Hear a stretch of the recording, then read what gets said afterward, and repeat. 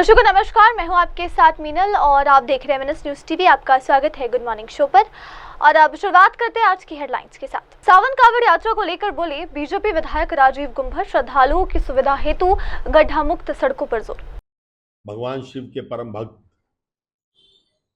कावड़िए इस सावन माह में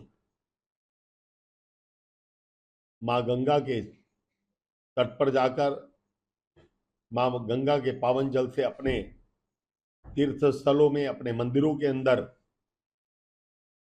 जाकर जलाभिषेक करने का काम करेंगे।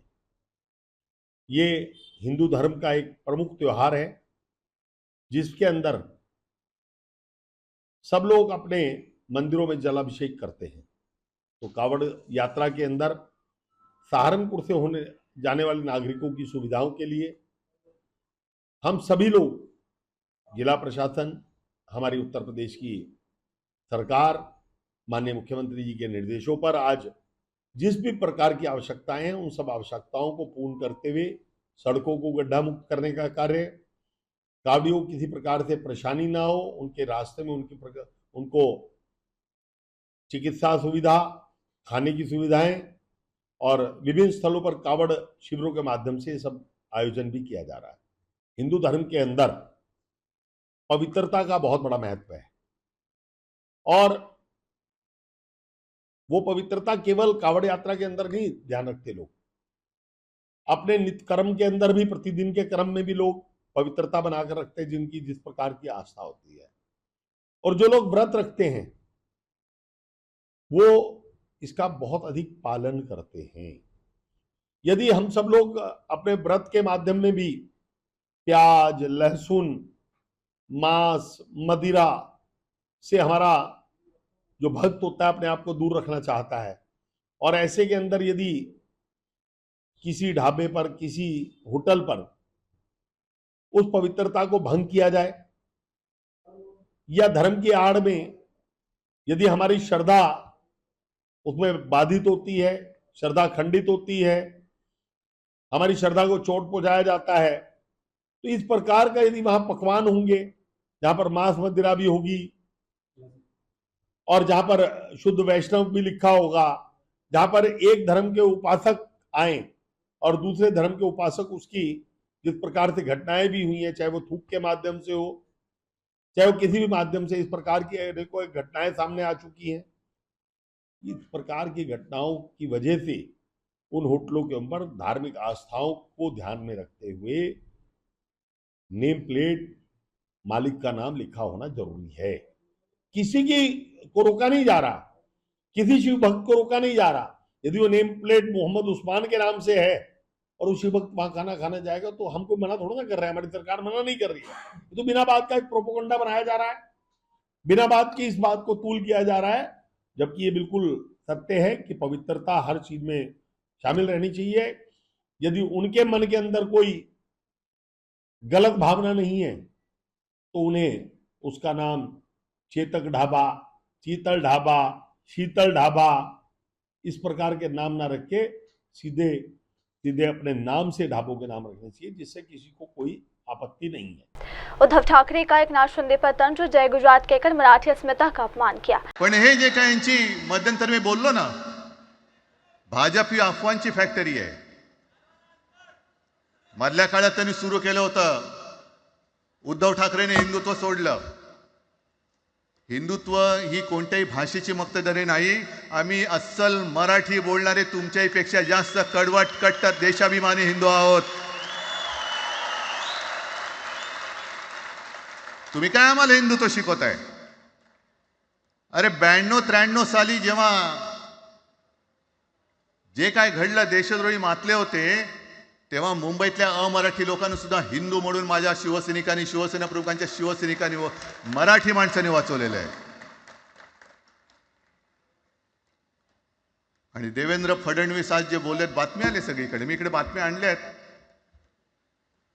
भाषेच्या नावाखाली गुंडगिरी सहन केली जाणार नाही। जर महाराष्ट्रामध्ये मराठी माणूस न्याय मागण्यासाठी आंदोलन करत असेल आणि त्याला जर का तुम्ही गुंड म्हणत असाल तर आम्ही गुंड आहोत। आहोत आम्ही गुंड. न्याय मागणं म्हणजे गुंडगिरी नाहीये. आणि जर का गुंडगिरी केल्याशिवाय तुमच्या दरबारी न्याय मिळत नसेल तर आम्ही गुंडगिरी करूच.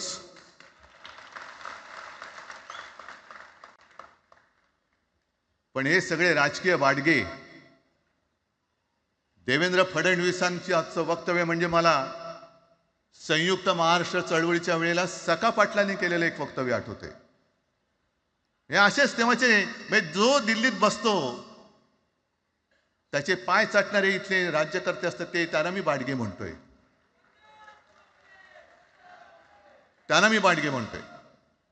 कारण संयुक्त महाराष्ट्र चळवळीमध्ये मुंबई आपल्याला आपण मिळवली. आपण म्हणजे आपण मराठी माणसांनी.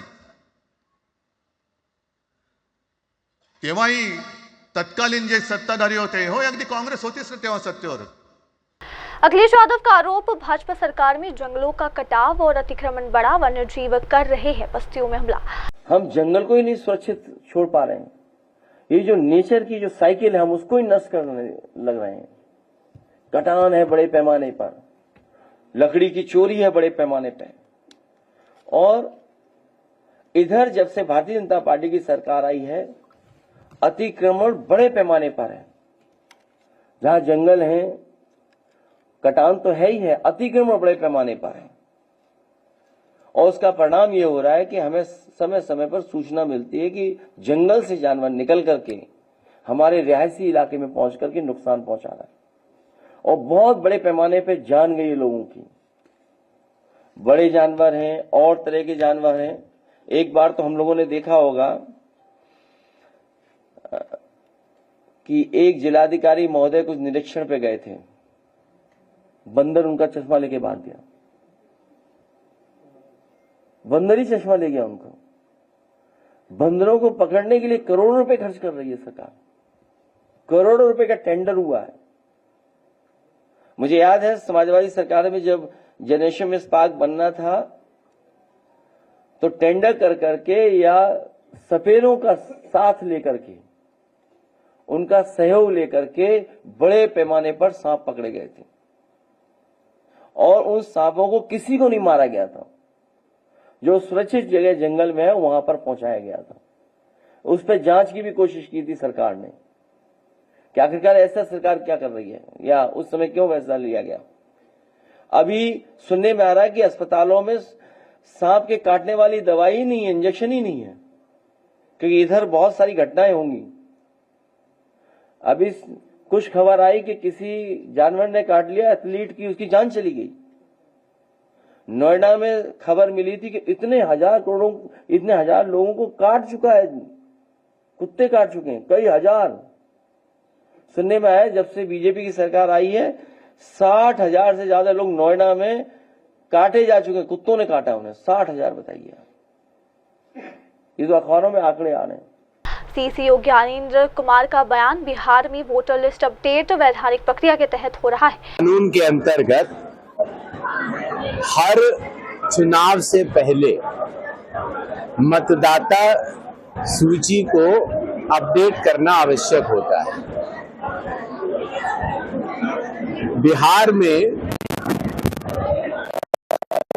2003 को मतदाता सूची का गहन परिशोधन हुआ था. उस समय जिन लोगों का नाम मतदाता सूची में आया था उनकी पात्रता की जांच की गई. संविधान के अनुच्छेद 326 के अंतर्गत जो पात्रताएं निर्धारित हैं, जिनमें से कि पहला है कि आप भारत के नागरिक होने चाहिए. दूसरी पात्रता है कि आप 18 वर्ष की आयु पूर्ण कर चुके हों. और तीसरी पात्रता है कि जिस पोलिंग स्टेशन के आसपास आप रहते हो, वहां के सामान्य निवासी हों, वहां पर आपका वोट बन सकता है. इस तरह का गहन परीक्षण बिहार में 1 जनवरी 2003 के बाद नहीं हुआ. सामान्य परीक्षण होते रहे. चूंकि पिछले कुछ चुनावों के बाद चुनाव आयोग ने निर्णय किया था कि वो राजनीतिक दलों से लगातार समन्वय स्थापित करेगा। इसी क्रम में लगभग हर राजनीतिक पार्टी ने मतदाता सूची को अशुद्ध होने का शिकायत भी की और हर बार कहा कि मतदाता सूची को शुद्ध करना चाहिए। इसलिए इस बार बिहार में 2002 की तरह ही एक महीने के अंदर जुलाई से अगस्त के बीच में मतगणना फॉर्म बांटे जाएंगे और वापस भी लिए जाएंगे। ये कार्य बहुत सुचारू रूप से चल रहा है। सारी राजनीतिक पार्टियां इसमें सहयोग कर रही हैं। 1 लाख से ज्यादा बूथ लेवल ऑफिसर्स लगे हुए हैं। 1.5 लाख से ज्यादा हर पॉलिटिकल पार्टीज ने अपने बूथ लेवल एजेंट्स को नामित किया है और सभी लोग ईमानदारी से और मेहनत से इस काम को कर रहे हैं। इस बार मतगणना फॉर्म के साथ दस्तावेज बताए गए हैं, लेकिन प्रथम फेज ये है कि हर व्यक्ति अपनी मतगणना का फॉर्म भर के दे और अपने कागजों के साथ दे। अगर किसी के पास मतगणना फॉर्म देते समय कागज नहीं है तो वो उसको कुछ दिन बाद भी दे सकता है। आजकल टेक्नोलॉजी हमारी काफी आगे बढ़ गई है। जहां तक रही बात चुनाव आयोग और उसकी पारदर्शिता की, तो पूरी मतगणना सूची सभी लोगों के सामने पारदर्शी तरीके से बनाई जाएगी। हर पात्र नागरिक उसका हिस्सा होगा और कोई भी इनएलिजिबल आदमी उसका हिस्सा नहीं बन पाएगा। जय भारत, जय हिंद। कोलकाता में इस्कॉन द्वारा भगवान जगन्नाथ की बहुड़ा यात्रा का भव्य शुभारंभ। बलभद्र देव के, सुभद्रा महारानी के, सुदर्शन देव भगवान के, शिल प्रभुपाद की, गौर प्रेमानंदे। টানো টানো টানো, আবার 1 বছর পর রচনার সুযোগ পাবেন। রথের দড়ি টেনে নিজের মানব জীবনকে ধন্য করুন। আসুন আসুন, নববৃন্দাবন থেকে লীলাখাতে শ্রী ভগবান এগিয়ে যাচ্ছেন। সবাই একবার বলুন, জয় জগন্নাথ, জয় জগন্নাথ, জয় জগন্নাথ।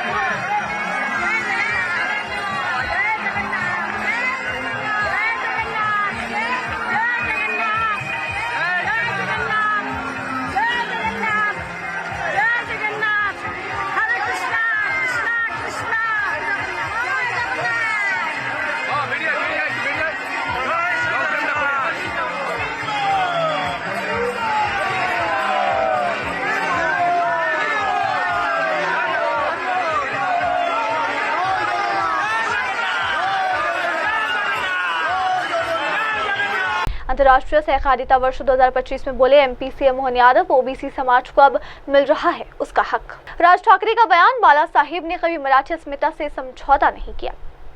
सीसी ज्ञानेश कुमार ने कहा, हर चुनाव से पहले मतदाता सूची का अद्यतन अनिवार्य। गोपाल खेमका हत्याकांड पर डीजीपी का बयान, एसटीएफ जांच में जुटी, जल्द होगा खुलासा। ये बड़ी दुखद घटना है। पुलिस की पूरी टीम लगाई गई है, एसटीएफ की टीम लगाई गई है इसके उद्भेदन में, और हम लोग की अपेक्षा है कि शीघ्र ही उद्भेदन हो जाएगा। इसके पूर्व भी वर्ष 2018 में इनके पुत्र की हत्या हुई थी हाजीपुर इंडस्ट्रियल थाना क्षेत्र में, उसका उद्भेदन हुआ था। उसमें भी 4 अपराधियों पर आरोप पत्र समर्पित किया गया था। 1 साल के अंदर चार्जशीट समर्पित किया गया था। इस घटना में भी हत्या के क्या संभावित कारण हो सकते हैं, उन कारणों की तहकीकात की जा रही है। क्यों इनकी हत्या हुई है, और कारणों के साथ-साथ अपराधियों के संबंध में भी जो अपराधकर्मी एक वीडियो फुटेज में दिख रहे हैं कि वो एक सिंगल अपराधी दिख रहे हैं वहाँ पे, जो हत्या करने के बाद मोटरसाइकिल से निकल रहे हैं। तो पूरे सीसीटीवी के कैमरे भी पूरे खंगाले जा रहे हैं और उनसे अपराधी के संबंध में भी सूत्र प्राप्त करने का प्रयास किया जा रहा है। पूरी टीम लगी हुई है। हम लोग की अपेक्षा है कि जल्द ही इस घटना का उद्भेदन कर लिया जाएगा और उनके पुत्र को 2 अंगरक्षक सुबह प्रदान किया गया है। 2 अंगरक्षक अभी तत्काल उनकी सुरक्षा में मुहैया कराया गया है और गोपाल जी को भी पिछले वर्ष तक काफ़ी वर्षों से सुरक्षा प्रदान किया गया था, जो भुगतान के आधार पे था। लास्ट ईयर उन्होंने अंगरक्षक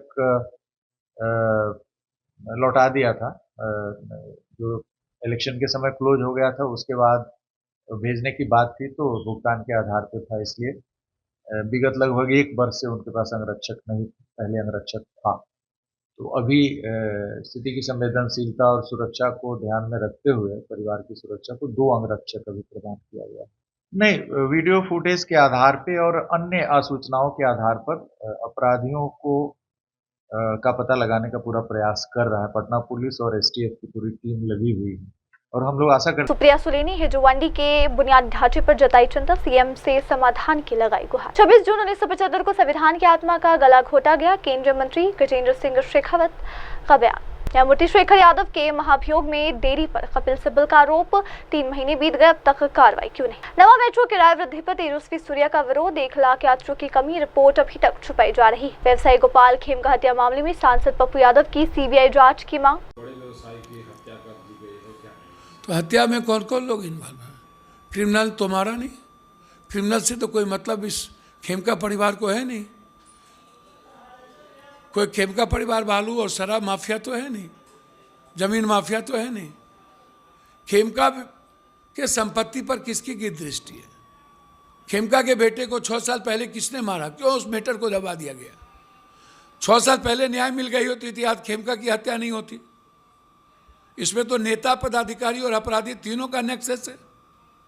भैया, जब आप पटना सुरक्षित नहीं, इस बिहार की बेटी बहन मां सुरक्षित नहीं, अपराध और अपराधी तो कोई मैटर बचा ही नहीं। समाज कहता है अपराधी और माफिया को टिकट दो।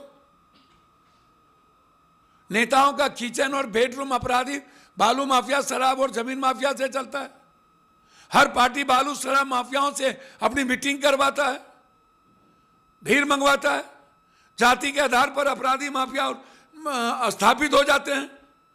कहां से बचेगा खेमका जी?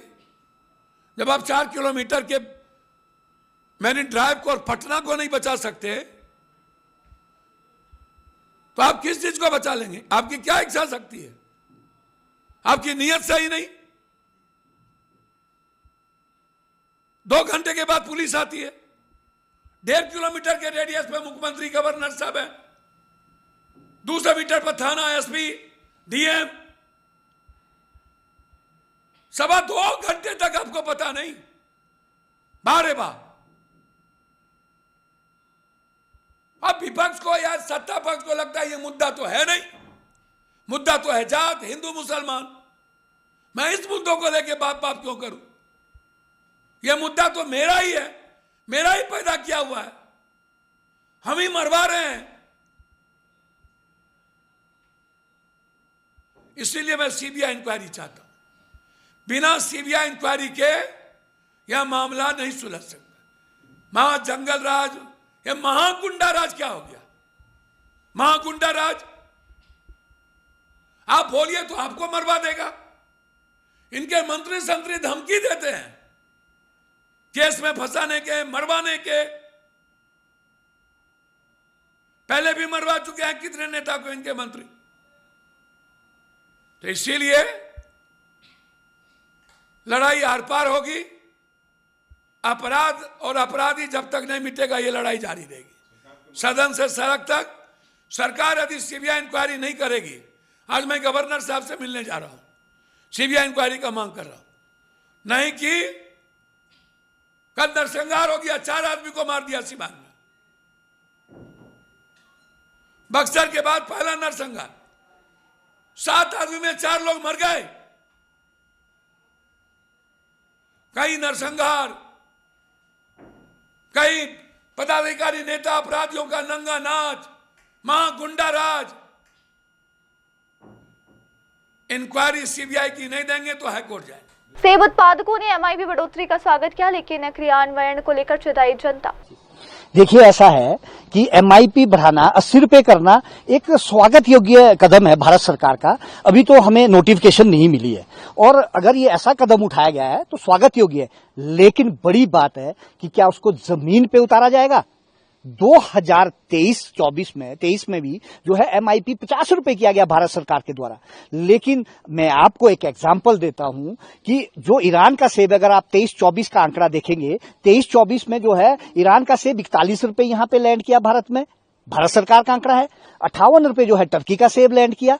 तो अगर एमआईपी जो है मिनिमम इंपोर्ट प्राइस पर केजी 50 रुपए उस वक्त जो इंप्लीमेंट होता जमीनी स्तर पे, तब जो है 85 या 90 रुपए सेब जो है भारत में लैंड करता।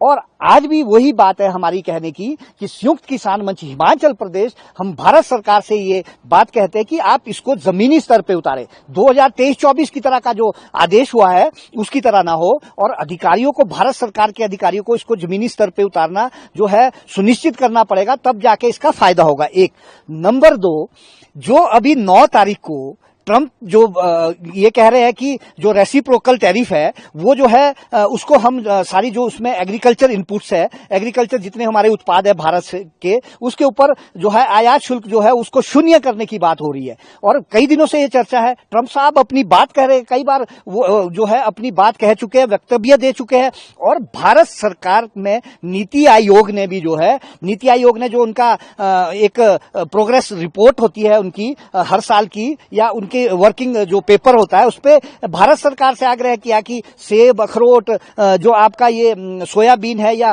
व्हाइट चने जिसको छोले भी कहते हैं, उसके ऊपर जो है आयात शुल्क जो है बिल्कुल मिनिममाइज किया जाए, यानी कम से कम किया जाए। तो क्या हम हमारे लिए जो है हमारा सेक्रीफाइस किया जा रहा है ट्रंप के सामने कृषि उत्पादों का। और बड़ी बात यह है कि अगर वो आयात शुल्क शून्य कर दिया जाए तो जो हमारा एमआईपी मिनिमम इंपोर्ट प्राइस है जो 80 रुपए है, उसका फायदा हमें नहीं मिलेगा।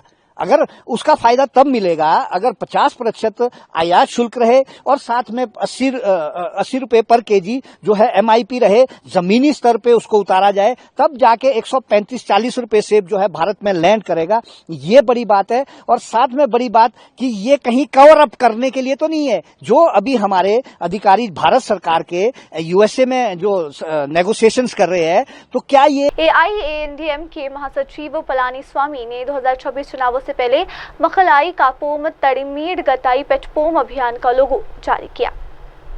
कांवड़ यात्रियों की सुरक्षा के लिए मुरादाबाद पुलिस ने ब्लैक स्पॉट चिन्हित कर उठाए कड़े कदम। मध्य प्रदेश कांग्रेस अध्यक्ष जितेंद्र पटवारी का आरोप, ओबीसी वर्ग के अधिकारों पर बीजेपी का ढाका। केंद्रीय गृह मंत्री अमित शाह ने भारत के पहले राष्ट्रीय सहकारी विश्वविद्यालय त्रिभुवन का भूमि पूजन किया। ठाकरे बंधुओं की ऐतिहासिक विजय रैली, चंद्रकांत वैद्य बोले, आज बहुत शुभ दिन है। गोपाल खेमका की हत्या पर आरजेडी नेता मृत्युंजय तिवारी का सरकार पर हमला, ये बिहार में गुंडाराज। देखिए, अत्यंत ही दुखद है कि बिहार में पूरी तरह से गोली मार सरकार बन गई है। ये नीतीश सरकार को जवाब देना पड़ेगा कि आखिर सबसे बिहार की राजधानी पटना में सबसे बड़े पॉश एरिया में गांधी मैदान के पास एक व्यवसायी की गोली मारकर हत्या हो गई। 2 घंटे के बाद पुलिस प्रशासन पहुंचती है। सरकार का नाक के नीचे, पुलिस मुख्यालय के नाक के नीचे ये स्थिति है। तेजस्वी जी लगातार सरकार को क्राइम बुलेटिन जारी कर आईना दिखा रहे हैं, लेकिन ये सरकार गूंगी, बहरी, निकम्मी, नकारा खटारा सरकार सोई हुई है और अपराधियों का तांडव हो रहा है बिहार में। ये बिहार को अब गोली मार सरकार नहीं चाहिए। चारों ओर चीख पुकार, चित्कार, हाहाकार मचा है बिहार में। अब बिहार चाह रही है इस सरकार से मुक्ति, जल्द से जल्द इस सरकार की विदाई हो। बिहार की इसी में भलाई है। 1 मिनट भी इस सरकार को रहने का कुर्सी पर आदरणीय नीतीश कुमार जी को नैतिक बल नहीं है। क्या हो रहा है बिहार में? आदरणीय प्रधानमंत्री जी बताएं, आदरणीय मुख्यमंत्री नीतीश कुमार जी बताएं कि बिहार में कौन सा राज इसे कहा जाएगा। ये राक्षस राज, गुंडा राज नहीं तो और क्या है, महाजंगल राज। और ये जंगल राज पर प्रवचन और ज्ञान देते हैं, अभी चुप हैं, मुंह नहीं खोल रहे हैं। अब तो भगवान भरोसे है बिहार। आदरणीय मुख्यमंत्री जी पूरी तरह से अचेतावस्था में हैं और बिहार में अपराधी राज, गुंडा राज कायम कर दिया। देखिए, हम तो पूरे बिहार के स्थिति पर बोल ही नहीं रहे हैं, हम तो कह रहे पटना राजधानी में जब ये हाल है तो बाकी जगहों पर पूरे बिहार में तो भगवान ही मालिक है। जनता रोज, कल भी सिवान में 7 लोगों की तलवार से काट दी। लगातार अपराधी पूरी तरह से सरकार का संरक्षण अपराधियों को है, अपराधियों का मनोबल बढ़ा हुआ है, अपराधी तांडव कर रहे हैं, सरकार तमाशा देख रही है बैठ करके। मेंढर में स्वास्थ्य सेवाओं में सुधार, आपातकालीन इकाई और उन्नत सुविधाएं शुरू। जो ब्लॉक मेडिकल ऑफिसर मेंढर का जो भी एरिया है, जुरिस्डिक्शन है, ये एलओसी में ही पड़ता है और हम बॉर्डर एरिया में ही आता है पूरा सब डिवीज़न हमारा। यहाँ हमारे सब डिवीज़न की टोटल पॉपुलेशन है ऑलमोस्ट 1,68,000 के करीब। और इसके अलावा जो हमारे बाहर से भी काफ़ी लोग आते हैं यहाँ पे, कुछ एम्प्लॉइज़ होते हैं, कुछ लेबरर लोग भी होते हैं। हमारे टोटल हेल्थ फैसिलिटी इस डिवीज़न की 57 हैं, जिनमें से 32 हेल्थ फैसिलिटीज़ जो हैं बिल्कुल वो फेंस के साइड पड़ती हैं, बॉर्डर के साथ ही हैं। और हमारे तकरीबन 15 ऐसे विलेजेस हैं और 7 इंस्टीट्यूशन ऐसे हैं जो फेंस क्रॉस करके आगे आते हैं। और जैसे हमारा सोहला आ गया, बुरुती आ गया, तेरी दबसिया आ गया, दराटी आ गया, डब्बी आ गया, पंजनी आ गया, ये वाले हमारे जो एरियाज़ हैं। और मेरी फैसिलिटीज़ जो हेल्थ फैसिलिटीज़ हैं अक्रॉस फेंस आती हैं। ऑपरेशन सिंदूर जब चला तो पूरा हमारा टीम जो है वो अलर्ट रही और हमारी हेल्थ फैसिलिटी जो भी थी वो 24/7 फंक्शन रही। और हमारी आर्मी पर्सनल के साथ, आर्मी ऑफिसर्स और डिफेंस के साथ पूरी कोऑर्डिनेशन रही 24 आवर्स हम इधर रहे। और जब भी ये शेलिंग हुआ या जो इंसिडेंट्स होते रहे उसमें हमारी पूरी कोऑर्डिनेशन रही है आर्मी ऑफिसर के साथ। और मोस्टली हमारा ये जो हॉस्पिटल है सब डिवीज़न मेंढर का, SDH मेंढर, इसने सभी सर्विसेज दी ड्यूरिंग ऑपरेशन सिंदूर। जो भी इंजर्ड हुए उनको यहाँ ही हमने ट्रीट किया, किसी पेशेंट एक को भी रेफ़र नहीं किया, क्योंकि गवर्नमेंट ऑफ इंडिया ने हमें सफिशेंट क्वांटिटी में और अच्छे लॉजिस्टिक्स और इक्विपमेंट्स, साथ में consumables prior to this incidents दे दिए थे। और तकरीबन आर्मी वाले पर्सनल जो भी हमें आर्मी के ऑफिसर जब हमें फ़ोन पे बात करते थे और हमने कहा कि हम आपके साथ हैं आगे, इवन कि हम आपसे आगे जाएंगे जब भी किसी चीज़ की ज़रूरत पड़ेगी, कोई मेडिसिन, कहीं इक्विपमेंट, कहीं ट्रीटमेंट, कहीं सर्जरी, कुछ भी। क्योंकि हमारे पास यहाँ पे सर्जन भी थे, पूरी टीम थी हमारी तैयार, हम अच्छे तरीके से तैयार रहे। और जो हमारा ऑपरेशन सक्सेसफुल रहा, इसमें आर्मी और हमारी बहुत बेहतरीन कोऑर्डिनेशन रही। गोपाल खेमका की हत्या पर राजद प्रवक्ता शक्ति यादव का बयान, बिहार दहशत के साए में जी रहा है। और गुड मॉर्निंग शो पर बस इतना ही। लेंगे एक छोटा सा ब्रेक के बाद लौटेंगे और देखेंगे देश दुनिया की तमाम बड़ी खबरें। तब तक के लिए आप जुड़े रहे हमारे साथ और देखते रहिए MNS न्यूज़ TV। नमस्कार। हाय हेलो नमस्कार, मैं हूं पंकज विष्णु और आप देख रहे हैं MNS न्यूज़। आप देख रहे हैं MNS न्यूज़, सच जरूर।